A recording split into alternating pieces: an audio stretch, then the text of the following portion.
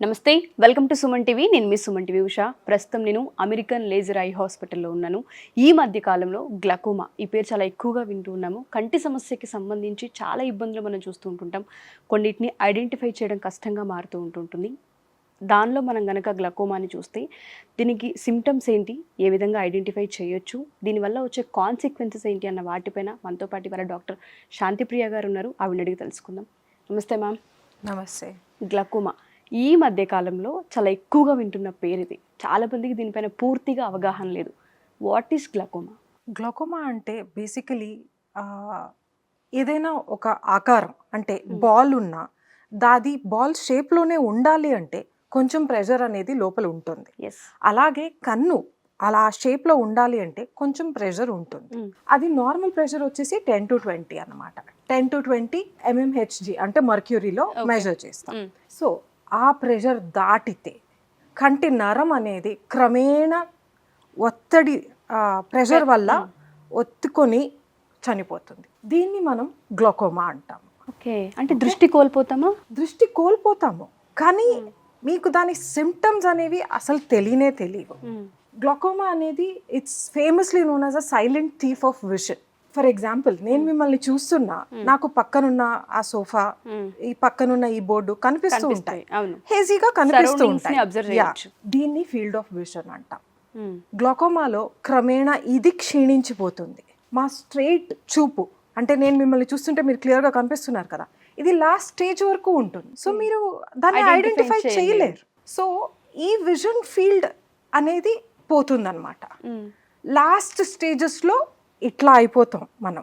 దీన్ని tubular vision అంటాం.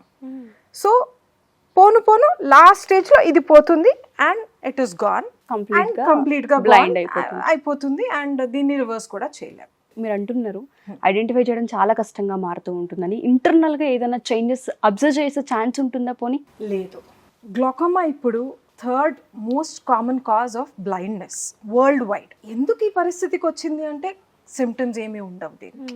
అందుకనే డాక్టర్ దగ్గరికి రండి, ఒక్కసారి చూపించుకోండి అని చెప్పేది. ఓకే, మీరు అన్నట్టుగా ఏ సిమ్టమ్స్ ఉన్నా లేకపోయినా ఐకి సంబంధించి ఒకసారైనా టెస్ట్లు చేయించుకోవాలి అంటారా? అంటే దీని రీత్యా ఆలోచిస్తే యా, డెఫినెట్లీ నీడ్ ఉందా? డెఫినెట్లీ నీడ్ ఉంది. అది గ్లకోమాలో చాలా టైప్స్ ఉన్నాయి, కానీ కామన్గా వచ్చే గ్లకోమా యూజువలీ 40 years తర్వాత వస్తుంది. ఓకే ఓకే, ఒక ఏజ్ పీరియడ్ ఉంది, ఒక కైండ్ ఆఫ్ ఆర్బిటరీ పీరియడ్. అంటే దీన్నే స్టాంప్ వేసి చెప్పలేం దీనికి వచ్చేస్తుంది అని, కానీ యా ఈ పీరియడ్లో వచ్చే ఛాన్సెస్ ఉంటాయి. అందుకనే మేమేం చెప్తూ ఉంటామంటే 40 తర్వాత ఒక్కసారి అందరూ చెక్ చేయించుకోండి. అది ఫ్యామిలీ హిస్టరీ ఆఫ్ గ్లకోమా ఉంది అంటే డెఫినెట్లీ వచ్చే ఛాన్సెస్ ఉన్నాయి. ప్లీజ్ ఒక్కసారి వచ్చి చెక్ చేయించుకోండి. ఇది ఫ్యామిలీ త్రూ ఇంటర్లింక్డ్ అయ్యే డెఫినెట్లీ ఫ్యామిలీలో ఉంటే వచ్చే ఛాన్సెస్ ఇంకా ఎక్కువ. సో నెగ్లెక్ట్ మాత్రం చేయొద్దు. ఎందుకంటే ఒక్కసారి దీంతో దృష్టి పోయింది అంటే పోయింది, దీన్ని రివర్స్ చేయలేము. సో దీనికి ట్రీట్మెంట్ ఏ విధంగా ఉంటుంది మ్యామ్? యాక్చువల్గా మనం చూసుకుంటే చాలా మంది కంటికి సంబంధించి ట్రీట్మెంట్ అంటే చాలా సెన్సిటివ్ పార్ట్ అని భయపడుతూ ఉంటుంటారు. చాలా మంది విజిట్ చేయడానికి కారణాలు కూడా అందుకే.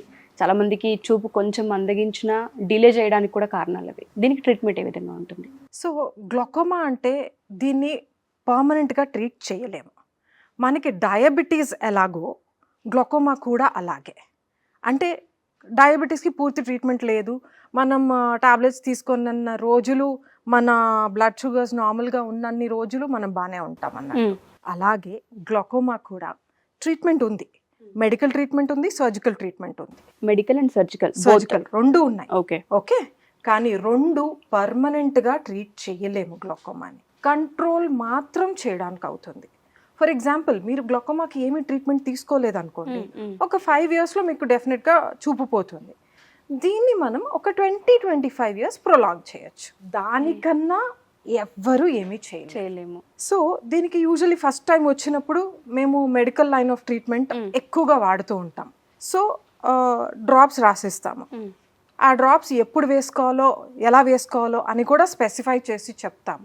ఈ డ్రాప్స్ వేసుకోవాల్సిందే. మీరు భోజనం చేయడం మర్చిపోండి, ప్రాబ్లం ఉండదు, కానీ డ్రాప్స్ మాత్రం మర్చిపోవడానికి వీల్లేదు. మీకు గ్లాకోమా కంట్రోల్లో ఉండాలి అంటే డ్రాప్స్ అనేవి వేసుకుంటూనే ఉండాలి. డ్రాప్స్ ఒకటి వేసుకొని మేము మిగతా అన్ని మర్చిపోవచ్చా అంటే లేదు, అలా కాదు. మళ్ళీ డాక్టర్ స్పెసిఫై చేసినప్పుడు వచ్చి ప్రెషర్ అనేది మీరు హాస్పిటల్లో చెక్ చేయించుకోవాల్సిందే. ఫర్ ఎగ్జాంపుల్ డయాబెటీస్కి మీరు ఇంట్లో అయినా బ్లడ్ షుగర్స్ చూసేసుకోవచ్చు. అవును. కానీ గ్లాకోమాకి అలాగా మీరు ఇంట్లో chance ఏ ప్రెషర్ లేదు కదా. చూసుకోలేరు కనుక you have to come to the hospital. డెఫినెట్గా. ఓకే, అదొకటి. అండ్ గ్లాకోమాకి కొన్ని ఇన్వెస్టిగేషన్స్ ఉంటాయి. ఏ టైప్ ఆఫ్ అంటారు మ్యామ్? అంటే ఇక్కడ హాస్పిటల్లో చేసే ఇన్వెస్టిగేషన్సే బ్లడ్ ఇన్వెస్టిగేషన్స్ కావివి. నేను ముందర చెప్పినట్టు ఫీల్డ్ లాస్, ఈ ఫీల్డ్ లాస్ ఉంటుంది కదా, అవునవును. దీన్ని మేము మెజర్ చేస్తాం. అండ్ ఓసిటీ స్కాన్ అని ఉంటుంది, దానివల్ల retinal nerve fibre layer thickness అనేది మెజర్ చేస్తూ ఉంటాం. ఓకే, ఈ రెండు వెరీ ఇంపార్టెంట్ డయాగ్నోస్టిక్స్. ఎందుకంటే క్లినికల్గా నేను చూసిన, ఫర్ ఎగ్జాంపుల్ నేను ఇప్పుడు చూస్తున్నాను, మళ్ళీ 4 నెలల తర్వాత చూస్తున్నాను, నాకు సేమ్ అనిపించవచ్చు. బట్ ఫంక్షనల్ లాస్ అంటే ఫీల్డ్ లాస్లో డిఫెక్ట్స్ ఎక్కువై ఉండొచ్చు, లేదా ఈ retina nerve fibre layer thickness అన్నాను కదా ఓసిటీలో, అది తగ్గిపోతూ ఉండొచ్చు, చెప్పలేను నేను. దీన్ని ఫంక్షనల్ లాస్ అంటాం. సో అందుకనే ఇన్వెస్టిగేషన్స్ కూడా రిపీట్ చేయాలని అనేది. ఎందుకంటే నాకు క్లినికల్గా సేమ్ అనిపిస్తున్నా ఈ ఫంక్షనల్ లాస్ కంటిన్యూ అవుతూ ఉంటే ఈ డ్రాప్స్ సరిపోవని అర్థం, నేను ఇంకా డ్రాప్స్ ఎక్కువ చేయాలనేది అర్థం. ఐ మీన్ ట్రీట్మెంట్ ఇంకా అగ్రెసివ్గా ఉండాలి అనేది ఇన్ఫర్ చేయొచ్చు. సో ట్రీట్మెంట్ క్లినికల్గా కూడా అంటే మెడికల్గా నేను ఒక 4 to 5 వెరైటీ ఆఫ్ డ్రాప్స్ ఉన్నాయి అంతే, దానికన్నా ఇంకెక్కువ లేవు. సర్జరీ త్రూ మనం వెళ్తే ఏ విధంగా ఉంటుందండి? సర్జరీ కూడా దీన్ని కంట్రోల్ చేయడానికి. సర్జరీ కూడా is not a total permanent solution లేదు గ్లాకోమాకి. సర్జరీ ద్వారా ఏం చేస్తామంటే we make an artificial path for the fluid inside the eye to drain outside. దానివల్ల ప్రెషర్ అనేది కొంచెం తగ్గుతుంది. But again nature the mechanism ఏంటి, ఏ గాయమైనా మనకి హీల్ చేయడం నేచర్ మెకానిజం. ఇప్పుడు కంటిలో నుంచి కూడా ఒక చిన్న గాయం చేసి ఫ్లూయిడ్ బయటికి డ్రైన్ అయ్యేటట్టు మేము మెకానిజం ఏర్పాటు చేస్తాం త్రూ సర్జరీ. నేచర్ ఏం చేస్తుంది, దాన్ని హీల్ చేయడానికి ట్రై చేస్తుంది. సో సర్జరీ కూడా ఫెయిల్ అయ్యే ఛాన్సెస్ ఉన్నాయి. నాట్ బికాస్ సర్జరీ బాగా చేయలేదు అలా కాదు, నేచర్కి అగేన్స్ట్ వెళ్ళి మనం we are trying to create something. Okay, అది నేచర్ హీల్ చేయడానికి ట్రై చేస్తుంది. సో ఫైబ్రోసిస్ అనేది ఉంటుంది అక్కడ. సో అందుకనే there are 10 to 30% failure chances. అది 100% ఫెయిల్యూర్ అని చెప్పలేము, 10 to 30% ఛాన్సెస్ ఉన్నాయి. ఫెయిల్యూర్ అంటే ఏంటి, మళ్ళీ మనం డ్రాప్ స్టార్ట్ చేయాల్సి అంతే, కన్ను పోయేది అని కాదు ఫెయిల్యూర్. బట్ దీనికి ప్రివెన్షన్ మనం ఏదన్నా అంటే మీరు అన్నట్టుగానే ముందు వచ్చి టెస్ట్ చేసుకొని ఐస్కి సంబంధించి అది ఏ ట్రీట్మెంట్లోనైనా మనకి ఎంటర్ అవ్వలేదు అనుకున్నప్పుడు ఒకసారి టెస్ట్ చేయించుకుంటే ప్రివెన్షన్ ఏమైనా తీసుకునే ఛాన్సెస్ ఉన్నాయి అంటారా? మీరు ఏమైనా సజెస్ట్ చేస్తారా దానికి? ప్రివెన్షన్ లేదు గ్లాకోమాకి. రిస్క్ ఫ్యాక్టర్స్ చాలా ఉన్నాయి గ్లాకోమాకి. రిస్క్ ఫ్యాక్టర్స్ అంటే ఫర్ ఎగ్జాంపుల్ బ్లడ్ ప్రెషర్ ఉంది, లేదా షుగర్ ఉంది, లేదా హైపోథైరాయిడిజం ఉంది.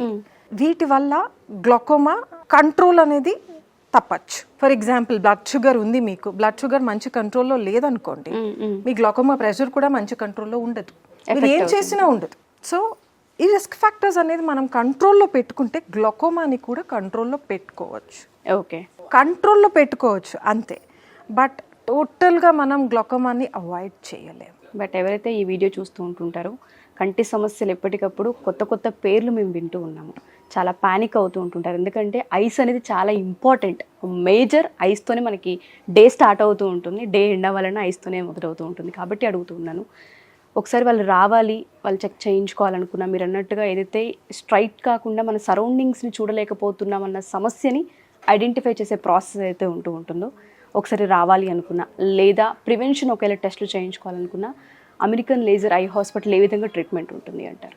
చూడండి, ఫస్ట్ మనం గ్లాకోమా ఉందా లేదా అనేది చూస్తాము. ఓకే, గ్లాకోమా ఉంటే నెక్స్ట్ ఏంటి? ఫస్ట్ యూజువలీ మెడికల్ మేనేజ్మెంటే స్టార్ట్ చేస్తాం అందరికీ. మెడికల్ మేనేజ్మెంట్తో యూజువలీ ఒక 30 to 40% of the patients benefit అవుతారు. మెడికల్ మేనేజ్మెంట్లో వాళ్ళు తప్పనిసరి డ్రాప్స్ వేసుకోవడం ఇవన్నీ చేసుకోలేకపోతే then we opt for surgery. లేదా మెడికల్ మేనేజ్మెంట్లో as I told you 4 to 5 drugs మాత్రమే ఉన్నాయి, ఈ డ్రగ్స్తో కూడా మనకి ప్రెషర్ కంట్రోల్కి రావడం లేదు అని అంటే then we go for surgical. Okay, so సర్జరీస్లో గోల్డ్ స్టాండర్డ్ సర్జరీస్ ఉన్నాయి, లైక్ ట్రబెకులెక్టమీ, లేదు ట్రబెక్యులెక్టమీ కన్నా ఇంకా అడ్వాన్సెస్ అంటే డెఫినెట్లీ ఉన్నాయి. ఐ స్టంట్స్ అని వేస్తాము, అది కంటిలో ఒక చిన్న స్టంట్ లాంటిది వేస్తాము through which fluid drains out. Okay, అది అండ్ వేరే గోనియాటమీ ప్రొసీజర్స్ కూడా ఉన్నాయి. సో అవి కూడా చేస్తాము.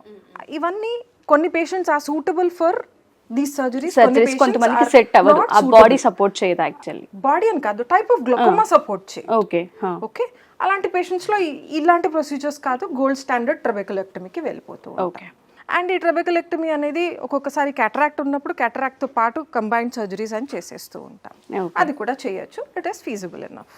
ఓకే, సో ఎవరైనా సరే ముందుగా చెక్ చేసుకోవడం అనేది చాలా ఇంపార్టెంట్. నాకు బాగా అర్థమైంది ఏంటంటే గ్లకోమా గురించి వినడమే తప్ప ఇంత ఎఫెక్టివ్ అండ్ దాంతోపాటు ఇంత కాన్సిక్వెన్సెస్ ఈ విధంగా ఉన్నాయని చాలామందికి ఐడియా లేదు. ప్రతి పేరెంట్స్ కూడా ఫస్ట్ పిల్లల్ని దృష్టిలో పెట్టుకుని అయినా సరే వీటిపైన ఫోకస్ చేయాల్సిన అవసరం ఉందని అర్థమవుతుంది. Thank you ma'am, thank you so much. Thank you.